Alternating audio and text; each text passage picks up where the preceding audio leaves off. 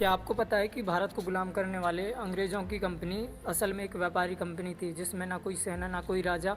उन्होंने धोखे और गद्दारी से पूरे हिंदुस्तान पर कब्जा कर लिया था।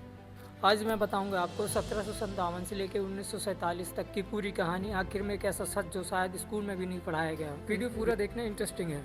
साल था 1757। जगह था बंगाल का प्लासी। नवाब सिराजुद्दौला की फौज अंग्रेज़ों से कई गुना बड़ी थी। हारना नामुमकिन था अंग्रेज़ों के लिए, लेकिन एक आदमी ने सब बर्बाद कर दिया, मीर जाफर। नवाब का ही सेनापति अंग्रेज़ों से मिलकर अपने ही नवाब को धोखा दिया। लड़ाई के मैदान में मीर जाफर की फौज ने हथियार ही नहीं उठाए। नतीजा क्या हुआ? अंग्रेज़ों की छोटी सी कंपनी ईस्ट इंडिया जीत गई और यहीं से भारत की गुलामी की कहानी शुरू हुई। 100 साल तक अंग्रेज़ों ने भारत को खुलकर लूटा, किसानों की फसल छीनी, बुनकरों के हाथ काटा। फिर गुस्सा बढ़ा और 1857 में फूट पड़ा पहला स्वतंत्रता संग्राम। मंगल पांडे, रानी लक्ष्मीबाई, बहादुर शाह जफर सब उठे, लेकिन एक साथ पूरा देश नहीं लड़ा, इसलिए हार गए। 1885 में बनी कांग्रेस। तिलक ने नारा दिया, स्वराज मेरा जन्मसिद्ध अधिकार है। फिर 1919 में जालियांवाला बाग, निहत्थे लोगों पर गोलियां चली, सैकड़ों मरे, पूरा देश आग बबूला हो गया। अब लड़ाई दो रास्तों से चली थी। गांधी जी की अहिंसा, असहयोग आंदोलन, दांडी मार्च, भारत छोड़ो आंदोलन, और दूसरी तरफ की क्रांति।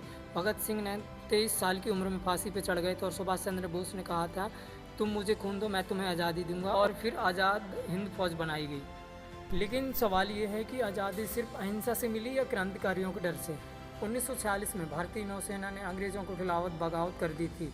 तब अंग्रेज़ों को एहसास हुआ कि अब उनकी सेना भी साथ नहीं देगी। लेकिन सच तो यह है कि आज़ादी, अहिंसा, क्रांति और जनता के गुस्से तीनों को मेल से मिले हैं। दूसरे विश्व युद्ध के बाद अंग्रेज़ बुरी तरह से टूट चुके थे और 15 अगस्त 1947 की आधी रात में नेहरू जी ने कहा था कि बरसों पहले हमने नियति से वादा किया था और फिर लाल किले पर तिरंगा लहराया। 190 साल की गुलामी खत्म हुई, लाखों जानों और हजारों कुर्बानियों की कीमत पर। तो अगली बार जब तिरंगा लहराते हुए दिखे तो याद रखिए, ये कपड़ा नहीं बल्कि करोड़ों गुमनाम लोगों का बलिदान है।